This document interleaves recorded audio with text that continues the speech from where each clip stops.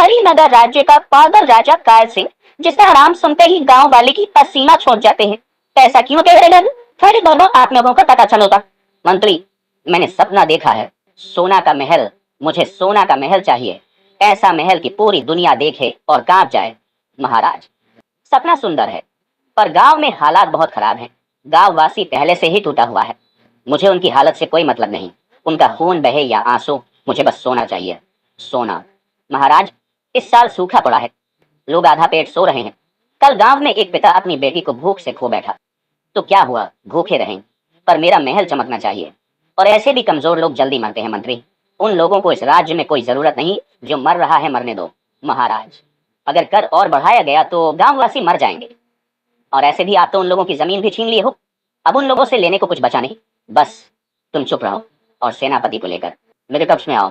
फिर कुछ घंटे बाद मंत्री और सेनापति राजा के कक्ष की तरफ जाते हैं। महाराज, क्या हम अंदर आ सकते हैं?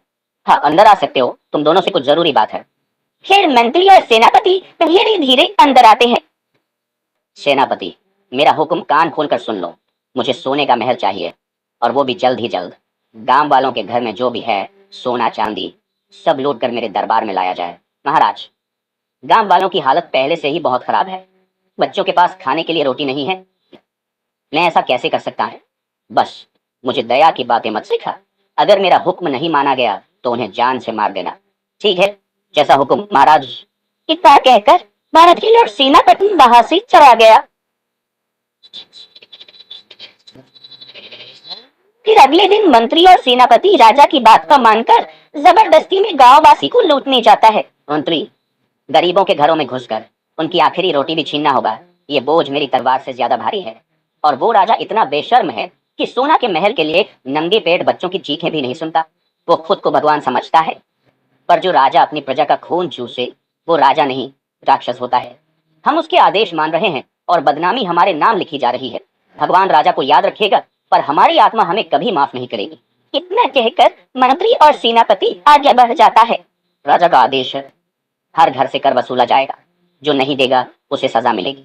सेनापति, हमारे पास कुछ नहीं बचा। थोड़ी बहुत जो भी जमीन था वह भी महाराज छीन ली। बेटा बीमार है। ये आखिरी अनाज हमारे जीवन की आस है।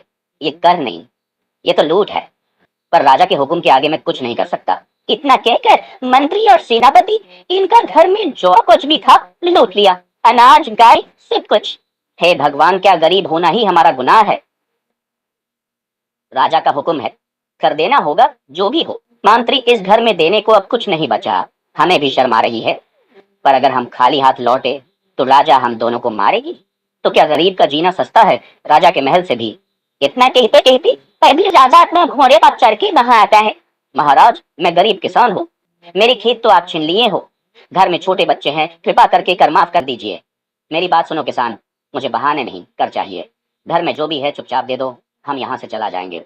महाराज, राजा वही होता है जो अपनी प्रजा का दुख सुने। अगर आप नहीं सुनेंगे तो हम किसके पास जाए?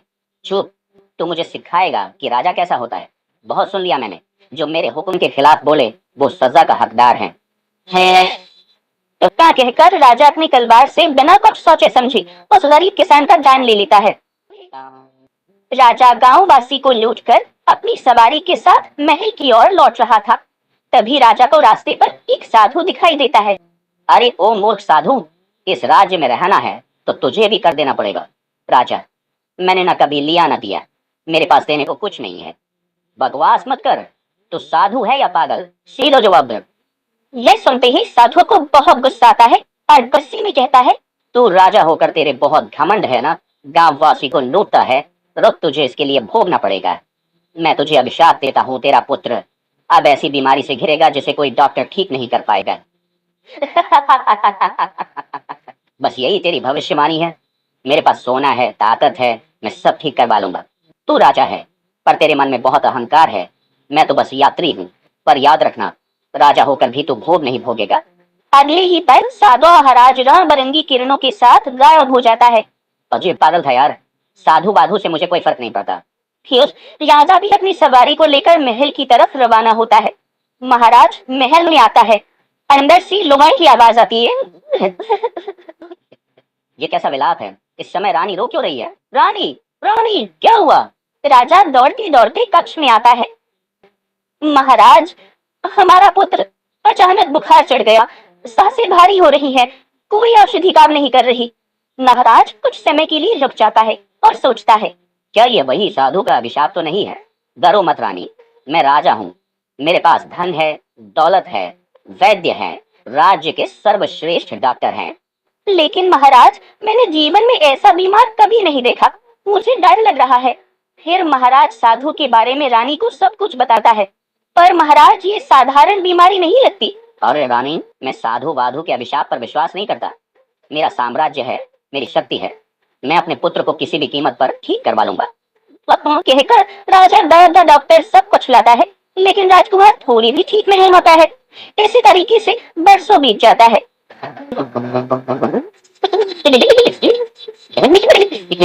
एक दिन महाराज चिंतित होकर छत पर टहल रहा था, तभी एक दासी आती है। कहो दासी, क्या समाचार है? महाराज, क्षमा करें, पर एक बात कहने का साहस कर रही हूँ। ठीक है, बताओ क्या कहना है। महाराज, राजकुमार वो अब तक ठीक नहीं हुए हैं। वैद्य डॉक्टर भी थक गए हैं, औषधियां निष्फल हो रही हैं। यदि आप आज्ञा करें तो मैं एक तांत्रिक को जानती हूँ, आप एक बार उसके पास जा सकते हैं। तांत्रिक? तू क्या कह रही है दासी? जो काम राज्य के सर्वश्रेष्ठ डॉक्टर वैद्य कर नहीं पाया, वह एक तांत्रिक करेगा। मैं किसी अंधविश्वास पर भरोसा नहीं करता। महाराज, वो जंगल में रहते हैं, लोग कहते हैं कि उन्होंने असाध्य रोग भी ठीक किए हैं। शायद एक बार उनसे मिलते और ऐसे भी प्रयास करने में क्या हानि है, क्या पता वही अंतिम आशा हो। ठीक है दासी, मैं बस मेरे पुत्र के लिए राजी हो रहा हूँ। अगला दिन राजा घोड़े पर चढ़कर अपनी मंत्री, सेनापति, दासी को लेकर जंगल में तांत्रिक के पास जाता है। तांत्रिक, मैं इस राज्य का महाराज हूँ।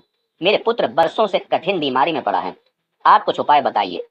राजा, जिसे तुम बीमारी समझ रहे हो वह बीमारी नहीं है, तेरा बेटा श्राप से भूख रहा है। तो बताओ तांत्रिक, क्या मेरे पुत्र को बचाया जा सकता है? इसके लिए जो भी करना पड़े कहो, मैं पीछे नहीं हटूंगा। राजा, इस श्राप को तोड़ने के लिए गांव के लोगों को रघुवन के जंगल में जाना पड़ेगा।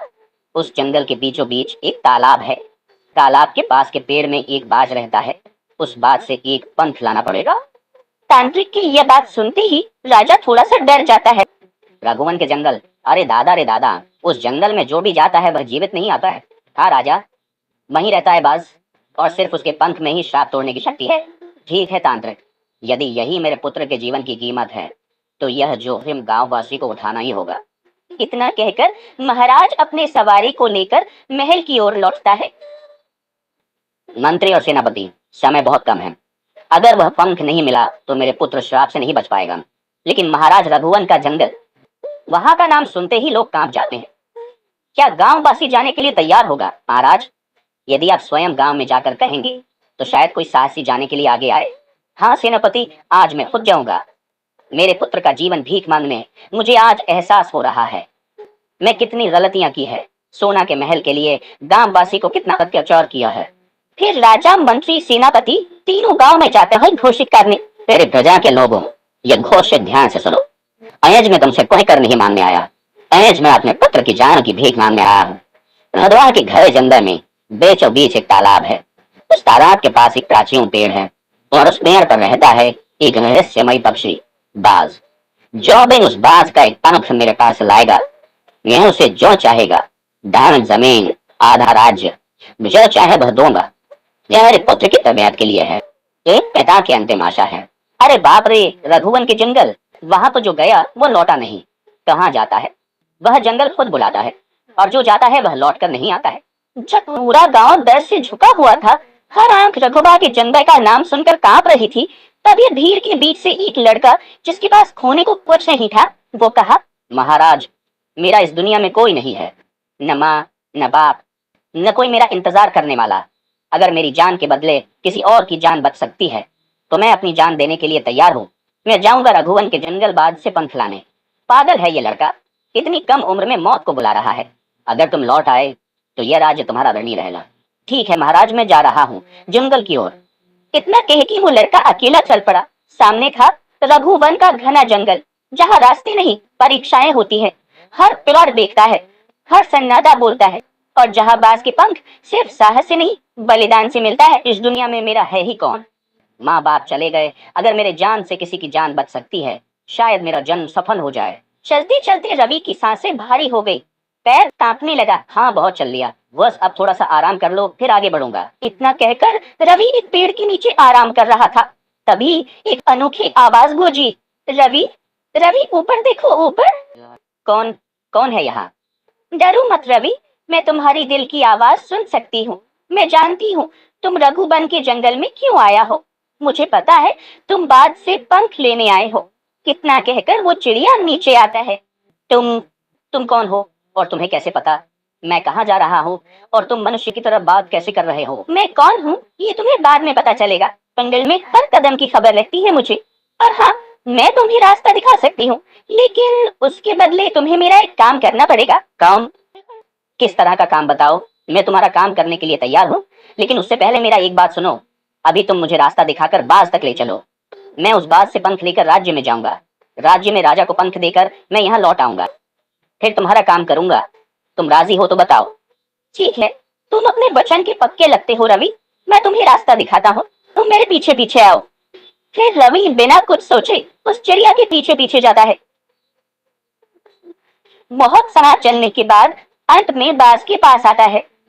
ये देखो, ये जो तालाब के पास पेड़ है, उस पेड़ में ही बाज रहता है। अब तुम जाओ, बाज से पंख लेकर राज्य में फिर मेरे पास आना। हम दोनों जब पहली बार मिले थे वहां आ जाना। ठीक है, बहुत बहुत धन्यवाद तुम्हें, और मैं जरूर आऊंगा तुम्हारा मदद करने। यकीनन कहकर रवि बाज के सामने आता है। हे वन के रहस्यमय बाज, मैं रवि हूँ। मैं हरिनगर राज्य की प्रजा हूँ। हमारा राजकुमार एक भयानक श्राप से ग्रसित है। उसे बचाने का एकमात्र उपाय तुम्हारा पंख है। इसी आशा में मैं अपना जीवन दांव पर लगा के तुम्हारे पास आया हूँ। कृपया करके मुझे अपना एक पंख दे दो। हरिनगर की प्रजा, बहुत समय बाद किसी इंसान ने मेरा नाम पुकारा है, पर याद रखो मानव, इतने आसानी से मैं अपना पंख नहीं देता। तो फिर मुझे क्या करना होगा, तुम ये बताओ। अगर तुम्हें मेरा पंख चाहिए तो तुम्हें 13 सवालों के उत्तर देना होगा।